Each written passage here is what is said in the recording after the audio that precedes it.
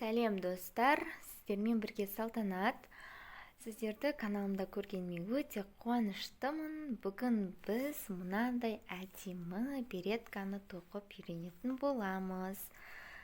Бұл беретканы мен 1-2 жасқа тоқыдым. Енді сіздерге де дәл осындай беретканың тоқылу жолын көрсететін боламын. Алдымен бізге жіп керек болады, крючок керек болады және метр керек болады. Қандай жіп қолданамыз дейтіндерге кез келген жіпті ала берсеңіздер болады. Менде иранский акрил жіп. Главный шамалы жұқалау болу керек. Мысалы, мынау 100 граммда 300 метр, 100 граммда 280, 300 метрлік жіптер өте әдемі келеді күздік береткаға. Және де размеріне келетін болсақ, размері бас өлшеміне қарай болады. Ол размерді қалай аламыз десеңіздер, ең бастысы тек бас өлшемін білсеңіздер болғаны. Және де біз мынадай донышко тоқитын боламыз, және бұл бас өлшемінің тең жартысына тең келу керек. Сонымен бастайық. Менде иран жіп және де номер 2,5 крючок. Ең алдымен біз кольцо амигуруми жасап аламыз. Ол үшін жіптің ұшын былай ұстаймыз және жіпті былай айналдырамыз. Және де міне былай шығарып аламыз. Осы жерден 3 воздушный петля тоқимыз.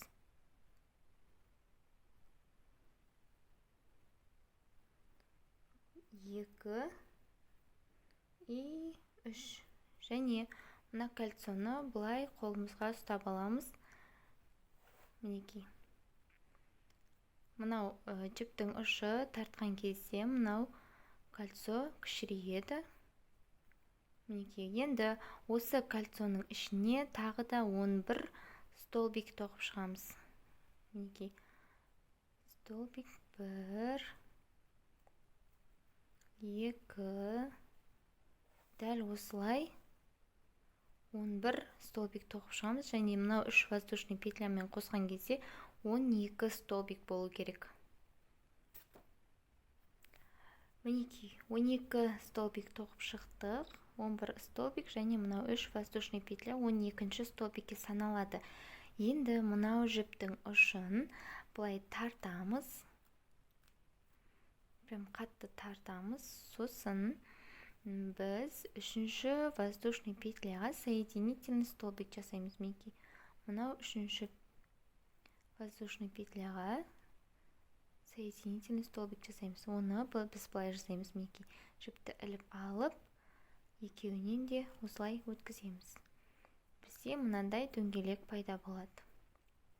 Енді келесі қатарға өтеміз. 3 воздушный петлямен дәл осы 3 воздушный петля алған жерден тағы да 1 столбик тоқимыз. Келесі қатарларда біз прибавка жасап отырамыз. Дәл солай мінекей мынандай дөңгелегімізді үлкейте беретін боламыз. Мінекей, келесі столбикке, мінекей столбиктің басына тағы да 2 столбик тоқимыз. 1 и 2. Мінекей, әр столбикке 2 столбиктен тоқып отырамыз.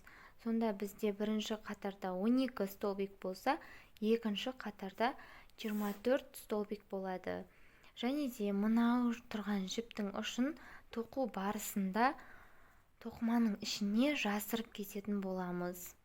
Сонда бізде жіптің ұшы көрінбей, әдемі болып көрінетін болады. Мінекей, осылай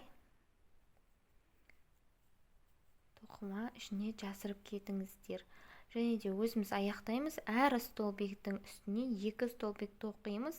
Қатар соңында сіздерде 24 столбик шығу керек. Мінекей, біз 24 столбик тоқыдық.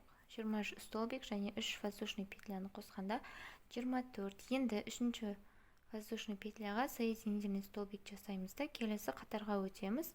3 воздушный петля. Және өткен қатардағыдай дәл осы 3 воздушный петляны алған жерден прибавка жасаймыз. Мінекей.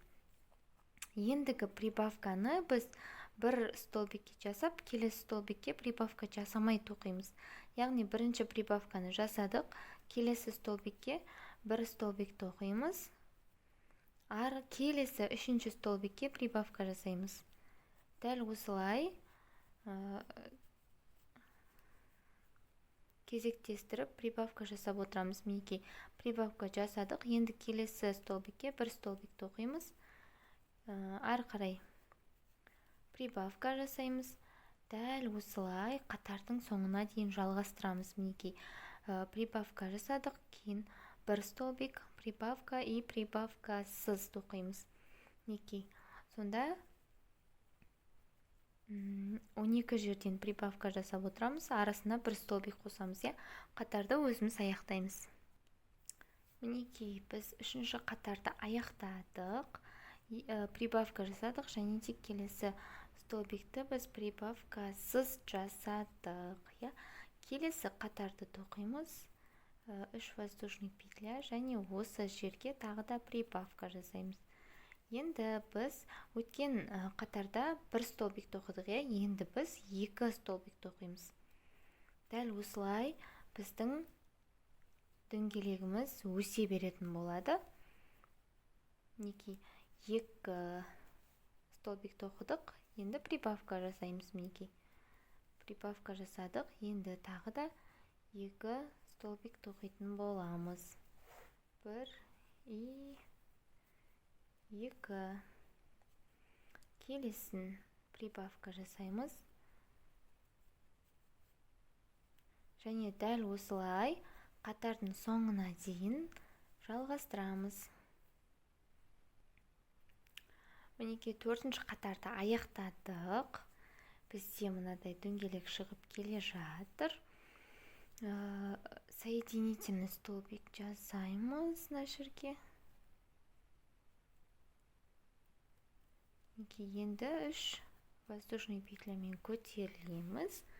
Мінекей, енді тағы да прибавка жасауды жалғастыра береміз. Бұл жолы біз 3 столбик тоқимыз, және прибавка 4-ші столбикке жасаймыз. 3 столбик тоқыдық, 4-ші столбикке прибавка жасадық, және тағы да 3 столбик тоқимыз. Сіздер түсіндіңіздер деп ойлаймын. Дәл осылай, мінекей, мына жерде 3 столбик жасадық, 5-ші қатарда, 6-ші қатарда 4 столбик, ары қарай 5 столбик, дәл солай үлкейтіп кете бересіздер. Және ол бас өлшемінің тең жартысына тең болу керек. Мынау. Мінекей, менде қазір 7 сантиметр болып тұр. Мінекей, енді сіздер мысалы бас өлшемі 50 сантиметр болса, мынау дөңгелекті 25 сантиметрге дейін тоқисыздар. 25 сантиметр болған кезде ары қарай сіздерге көрсететін боламын. Менің алып отырған размерім 52 сантиметр бас өлшемі. Мен 26 сантиметр дөңгелек тоқимын. Мінекей, мен 26 сантиметр дөңгелек тоқытым. Сіздер де осылай өз өлшемдеріңізге сай осылай дөңгелек тоқып аласыздар. Енді өзімізге керекті дөңгелекті тоқып болғаннан кейін біз енді прибавка емес, убавка жасайтын боламыз. Оны қалай жасайтынымызды сіздерге көрсетемін.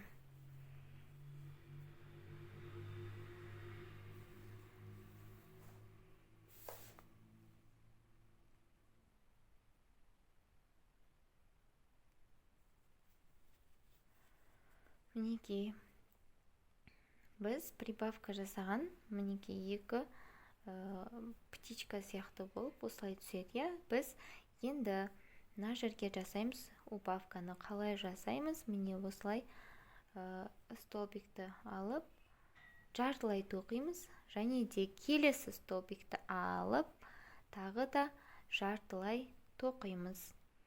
Дәл осылай үшеуінен өткіземіз.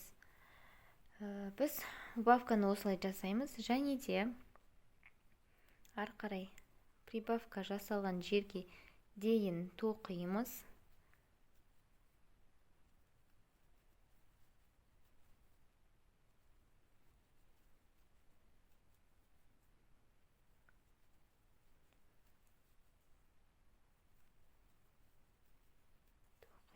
Прибавка жасалған жерге дейін.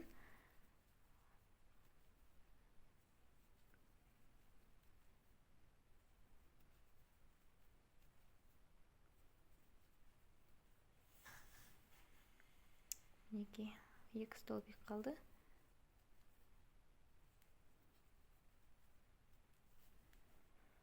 Мінекей, прибавка жасалған тұсқа келдік. Мінекей, прибавка. Прибавканың бірінші столбигін қалыпты столбикпен тоқимыз. Мінекей, екінші столбигінен бастап убавка жасаймыз. Мінекей, бірінші столбикті жартылай тоқимыз, екінші столбикті жартылай тоқимыз. Мінекей, и убавка жасаймыз. Үшеуін бірге тоқимыз. Және дәл осылай қатардың аяғына дейін тоқып шығасыздар. Мінекей, прибавка жасалған мінекей столбиктің біріншісін тоқисыздар, екіншісінен бастап осылай убавка жасайсыздар. Міне біз қатарды аяқтадық. Бізде уже бұлай шамалы дөңгеленіп ішіне қарай кіріп келе жатыр. Убавка қатарын бірінші қатарын аяқтадық. Енді екінші қатарын тоқып көрсетемін. Мінекей, бізде убавка жасалған жер. Осы жерден тағы да убавка жасаймыз. Мінекей, бірінші столбикті жартылай тоқимыз, екінші столбикті жартылай тоқимыз. Крючоктағы 3 петляны бірге аламыз. Енді тағы да келесі убавкаға дейін тоқып шығамыз. Келесі убавканы дәл осылай жасаймыз. Бірінші убавка столбикке жартылай столбик тоқып, келесі столбикке жартылай тоқып, екеуін біріктіріп убавка жасайтын боламыз. Мінекей, жақындап қалдық.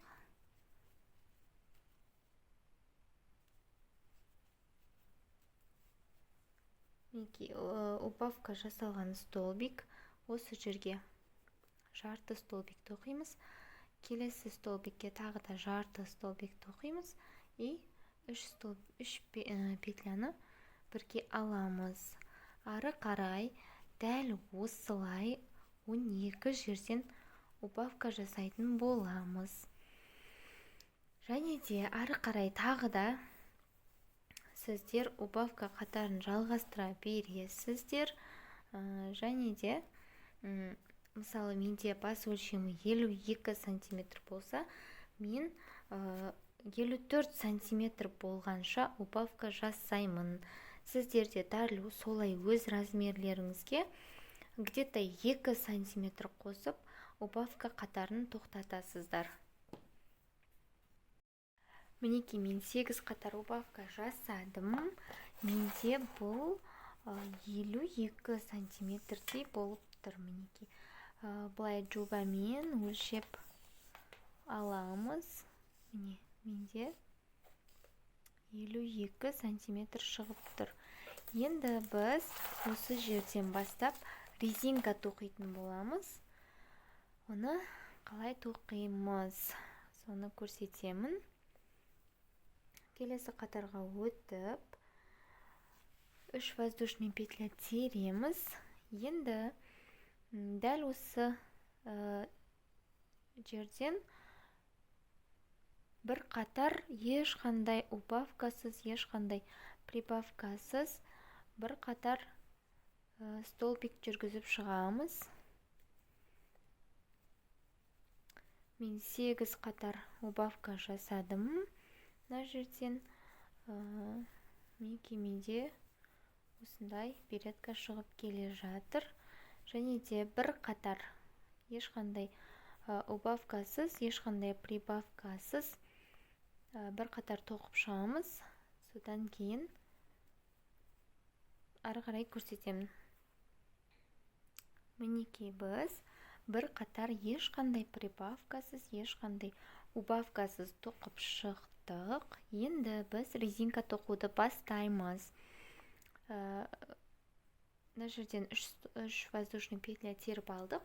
Келесі столбикті бергі алдыңғы жағынан аламыз. Мінекей. Келесі столбикті артқы жағынан аламыз. Бұл бірге бір резинка.